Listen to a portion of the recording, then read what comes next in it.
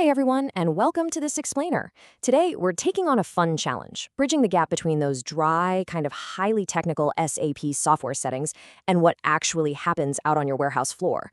If you've ever stared at a system screen and thought, okay, but how do these little text boxes actually translate to physical pallets, boxes, and, well, turbochargers, you are absolutely in the right place. So let's just dive right in. Here's our roadmap for today. We'll quickly move through decoding the WM packaging settings, explaining handling unit types, mastering capacity and weight, looking at flexibility with overcapacity tolerance, checking out physical limits like length, width, and height, and then wrapping up with a quick summary for new team members. It's a street shot from system foundations right down to physical box dimensions. All right, Section 1, Decoding WM Packaging Settings. Let's figure out where this data actually lives inside SAP EWM. Take a look at this interface. This is the WM packaging screen, and it was added to the Product Master specifically for EWM integration. To keep things grounded in reality, we're going to use a real-world material, a turbocharger, which you can spot listed up at the top. Notice how the screen is broken into two main blocks, general packaging and maximum packaging. Every single field you see here, it's basically a digital rule for a physical action you take on the floor. Moving on to Section 2, Handling Unit Types Explained. Because before EWM can do any of its fancy capacity math, it needs a foundation. So the very first field in that general packaging block is the HU type, or handling unit type. Think of this as your default container category. It tells the system the exact default handling unit type to use if the product itself acts as a packaging material. In the real world, this is about standardizing containers.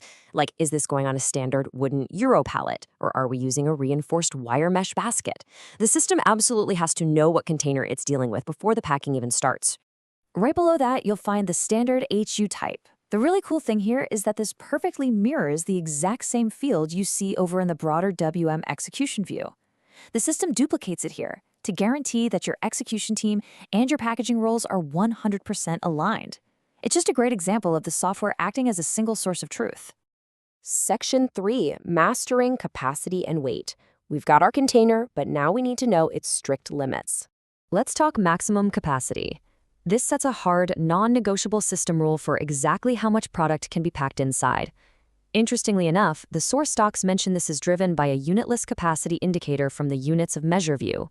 Practically speaking, if you're loading our turbochargers into a heavy-duty crate, the maximum capacity dictates the absolute threshold that crate can safely handle.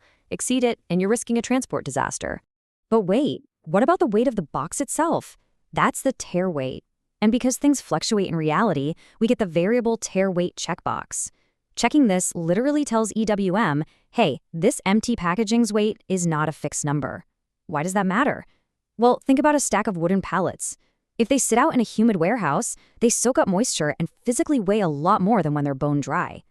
Checking this box updates the tare weight variable field on the EWM Product Master, so the system doesn't freak out over real-world weight changes. Which brings us to Section 4, Flexibility with Overcapacity Tolerance. What happens when the strict system rules collide with dynamic warehouse realities? Imagine you're out there actively packing our turbocharger. You've got it perfectly secured, but it just barely tips the scales past that strict maximum capacity limit. What do? Do you unpack the whole thing? Hold up the entire shipment over a tiny fraction of a unit? No way. This is exactly where the human element steps in. EWM handles this beautifully by balancing rigid math with common sense. On one hand, you have the maximum capacity, that strict limit. On the other hand, you have the overcapacity tolerance. It's a percentage field right next to it that essentially gives you, the operator, the power to make an on-the-fly decision to accept a slight overpack when it's logically safe to do so. So if you look at the package and decide, yeah, the slight overpack is totally safe, that tolerance percentage seamlessly transfers over to the excess capacity tolerance field on the EWM Product Master. It's a really smart mechanism. You prevent annoying bottlenecks, but all the data stays tracked and totally transparent. All right, Section 5, Physical Limits, Length, Width, and Height, because weight is only half the battle, right? The other half is pure geometry. Down in the maximum packaging block, you have your length, width, and height maximums. And the key thing tying them all together is a shared metric, the unit of measure for maximum packaging. This one unit applies to all three fields simultaneously, which makes sure the digital dimensions for your physical box stay perfectly consistent. Think of these fields as an invisible bounding box. They literally dictate the maximum size of the products that can physically fit inside.